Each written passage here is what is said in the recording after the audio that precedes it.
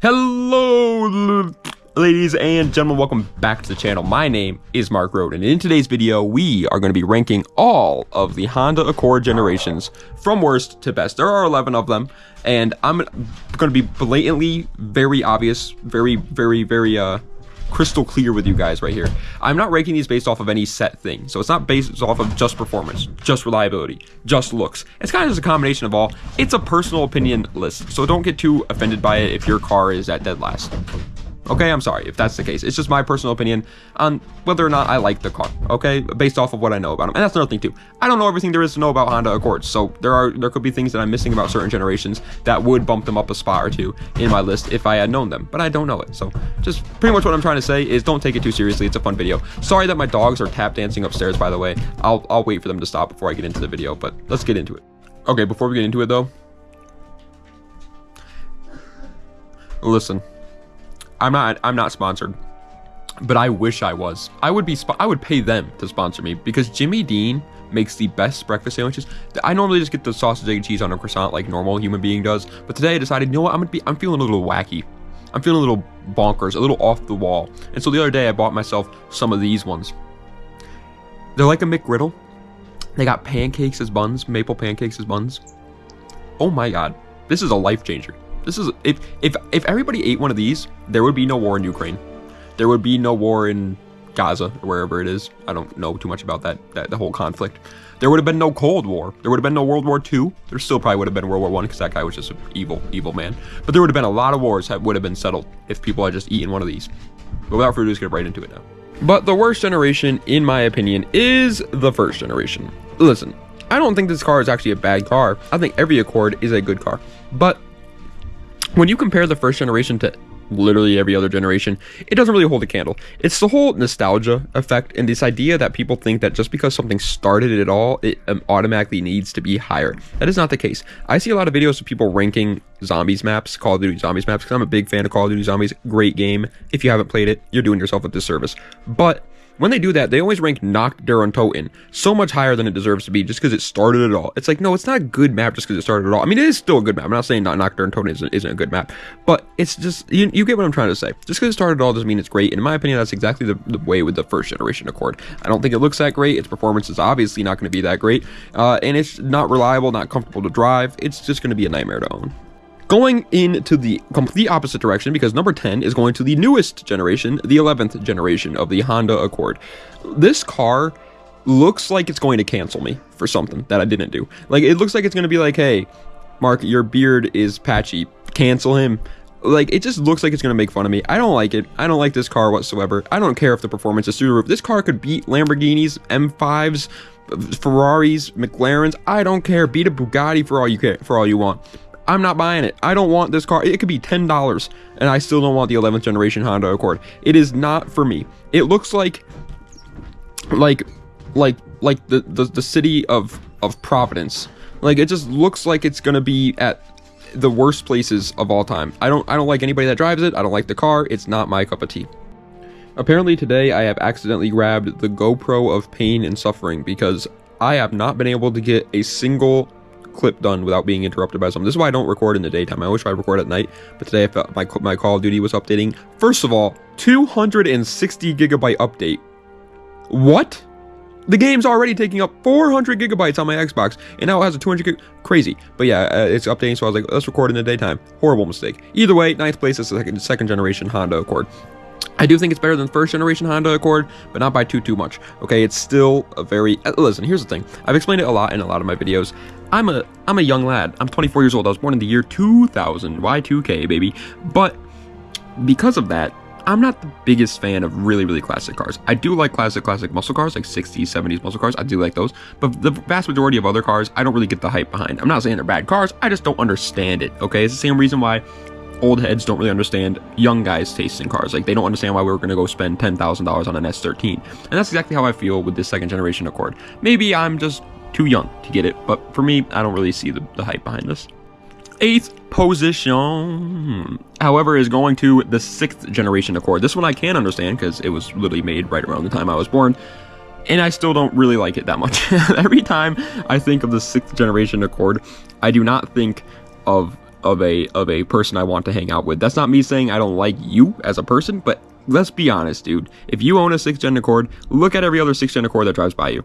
They're probably pieces of junk, and they probably are rotting away. They are just a disgusting car. Like, I feel like if I sat in it, I would get poked by multiple needles, and none of them would have been clean. And so it's just not my cup of tea. But besides that, besides the people that own the car, I also just don't really like how they look. I don't think the performance is really there, because I don't think these ones didn't come with the K series, I'm pretty sure, and that's like the peak Accord time. And so it's just not my style. 7th place, however, is going to a massive step up in one car that I always think is a prelude whenever it drives by me. The 3rd generation of the Honda Accord. It literally looks like a 4-door 3rd gen prelude. Tell me I'm wrong. It looks exactly like it. Also kind of a 2nd gen prelude. Kind of like a mixture between the both of them. But goodness gracious, it looks exactly like it. I do think the one saving grace that this car does have is I'm pretty sure this is the Aero deck version, isn't it? Isn't this the one with the Aero? I'm looking it up really quick. Yeah, it is. No, it was the 4th gen. No, it was a 3rd gen. Yeah. Accord Aero deck. Let me look this up real quick, because that was going to drive me insane. But either way, I do like these cars a lot. They are cool. They look insane. It's just not, like, again, it's another car where I would be like, it's not that I don't like it. It's just that it's too far back for me. Okay, you know what I'm saying? Like 90s is as far back as I'm gonna get. I'm not a big interior guy, but at the same time, I don't want to drive a car where I feel like I'm set back in time. I'm a small little Donkey Kong in this incredibly tiny car, and that's how I would feel with the 3rd gen. It's still just right there. It's a cool car, but a little bit too small for me.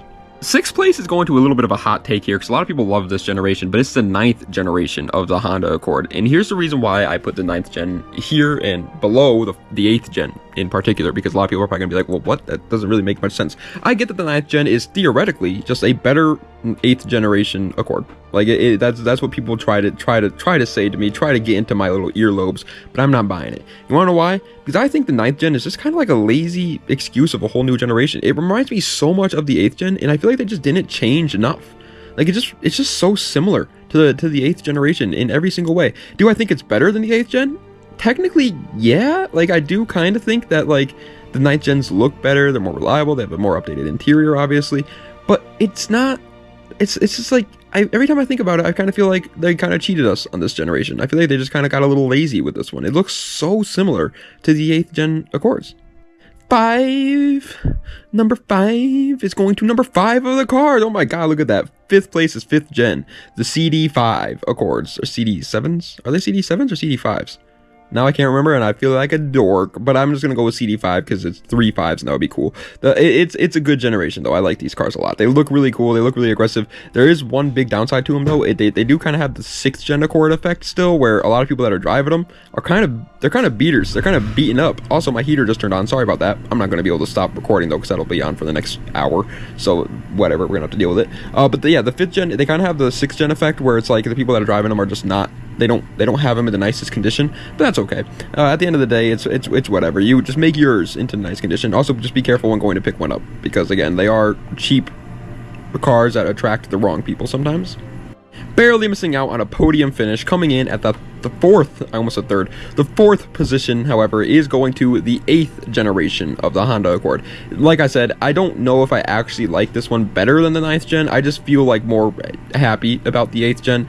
It like makes me happier when I think about it than the 9th gen, because again, it just seems too similar. Seems like they just didn't change enough. The 8th gen, though, is still a really cool car. Also, the 8th gen and 9th gen coupes in particular are some of like the most underrated coupes out there right now, in my opinion. People like sleep on them because stock, they do kind of look like girly cars, but you literally just do like the simplest mods to the 8th gen and 9th gen coupes, and now they're the opposite of girly cars. They are like nice looking, like almost luxury car status. They almost look like a German like Mercedes or BMW coupe. Like, they look incredibly good when you just do some simple mods to them.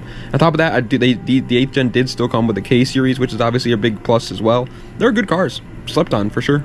But 3rd place is going to the most slept on generation of the Honda Accord, in my opinion. As a matter of fact, I think they're overhated. The 10th generation of the Honda Accord is...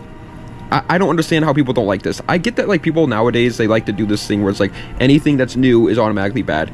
I honestly agree with that for the most part. Like the 11th gen, like I said, sucks. The new M5 sucks. The new M2, it doesn't suck. I still think it's a good car, but it's definitely nowhere near as cool as the F87.